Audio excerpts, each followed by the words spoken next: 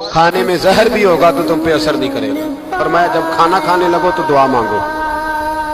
اور ایک روایت میں فرمایا یہ دعا پڑھ لو، کھانے میں زہر بھی ہوگا تو تم پہ اثر نہیں کرے گا۔ ایسے میں بڑی تکلیف سے کہتا ہوں کہ آج بھی ہمیں کہنا پڑتا ہے کہ بہت سارے لوگ ایسے ہیں جو ابھی بھی کھانے سے پہلے بسم اللہ نہیں پڑھتے۔ بسم اللہ الذی لا یضر مع اسمہ شیء فی الارض ولا فی السماء یا حی